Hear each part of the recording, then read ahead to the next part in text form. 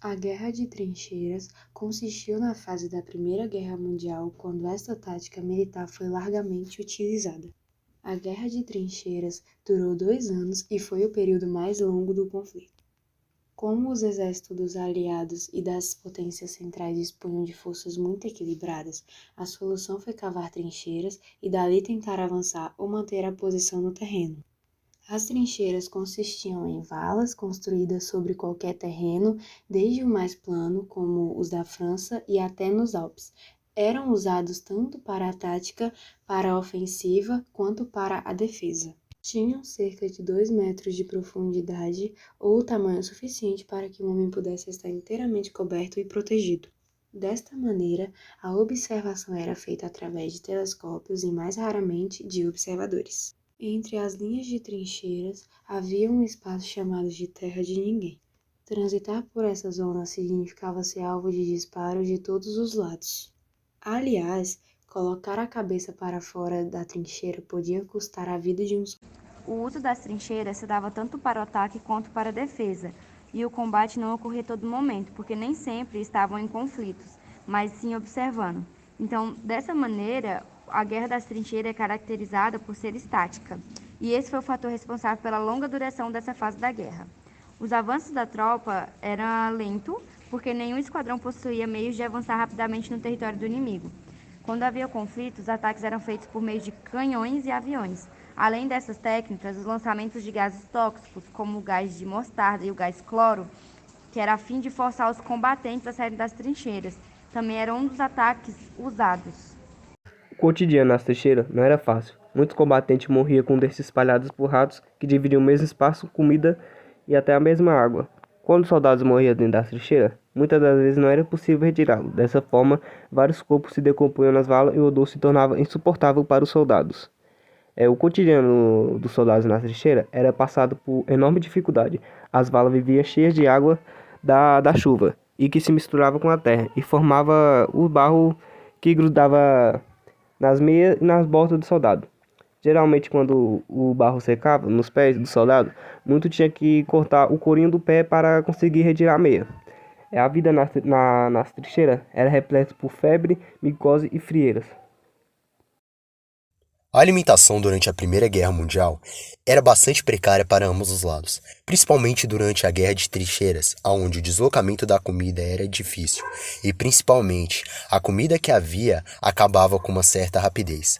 Portanto, os soldados passavam muita fome. Estes soldados ficavam muitas vezes centenas de dias entrincheirados, lutando pela conquista de pequenos pedaços de território. Logo, a fome e as doenças também eram inimigas destes guerreiros. Podemos citar um período ocorrido durante a Primeira Guerra Mundial, que ilustra bem este ponto extremo de precariedade da alimentação. Este período é o da fome na Alemanha, conhecida também como o Inverno dos Nabos, decorrente do bloqueio naval inglês aos portos do norte da Alemanha. Existe uma quadra sobre a guerra em que Nostradamus cita Bestes foroches de fã fleuves Trainer. A tradução seria: bestas selvagens de fome pelos rios transicionarão. Com o bloqueio naval inglês iniciado em 1916 por meio de submarinos aos portos do norte da Alemanha, a fome acabou por chegar à população. Os problemas da agricultura durante as guerras eram grandes, já que faltava braços para a colheita da produção face à convocação dos jovens para esforço de guerra. Da mesma forma, os alimentos precisavam ser enviados para o fronte. Em 1916, a produção de batata entrou em colapso e passou-se a usar o nabo em seu lugar. No inverno de meados de 1916 a 1917. Este inverno ficou conhecido como o Inverno dos Nabos. O uso do nabo na alimentação produzia uma reação diversa em muitos alemães, uma vez que destinava-se principalmente à alimentação dos animais de tração, como cavalos, burros e bois. E também podemos citar os porcos. Desta forma, o nabo, alimento tradicionalmente destinado aos animais, passou a ser usado como substitutivo da batata na alimentação humana. Como o alimento destinado aos animais de tração passou a ser destinado ao homem, eram os animais que passavam também a viver a fome, agravada pelo bloqueio naval e este foi um aspecto vivido em particular pelas populações civis. Na parte alemã foi aonde que a fome foi mais sentida. Ela, junto com outros fatores, passou a atuar como um juiz decisivo para os soldados. Como já dissemos, nos anos em que a guerra seguiu, principalmente na Guerra de Trincheiras, milhões de homens iriam viver como feras atormentadas pela fome, frio e pelo terror dos bombardeios. No final da guerra, em março de 1918, os alemães tentaram um último e desesperado esforço para romper a linha dos aliados antes que a presença das tropas americanas tornasse inviável a vitória. Mas a Alemanha já se encontrava em Shangue. Os 4 anos de guerra haviam-lhe retirado a flor da juventude masculina, enquanto a população civil encontrava-se atormentada pela fome e inanição.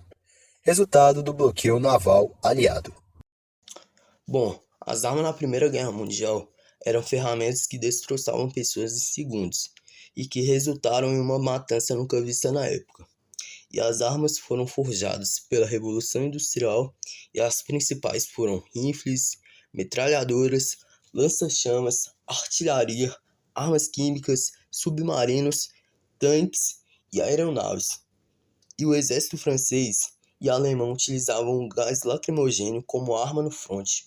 E ao longo da guerra, o gás lacrimogêneo cedeu lugar ao gás cloro na preferência dos exércitos alemães, franceses e ingleses. A medicina foi muito importante para a sobrevivência de vários feridos em decorrência do conflito. No início, a medicina possuía pouquíssimas técnicas para poder lidar com o volume de feridos e ferimentos como bombardeio de gás, queimadura, tiro, essas coisas. E o transporte era feito por navios, hospitais, por ambulância, e também era bem comum a locomoção por macas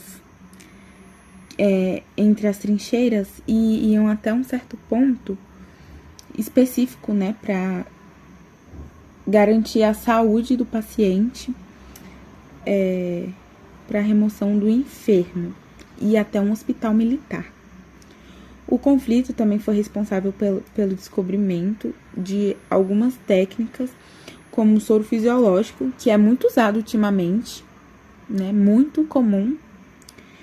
E também descobriram e criaram a cirurgia plástica,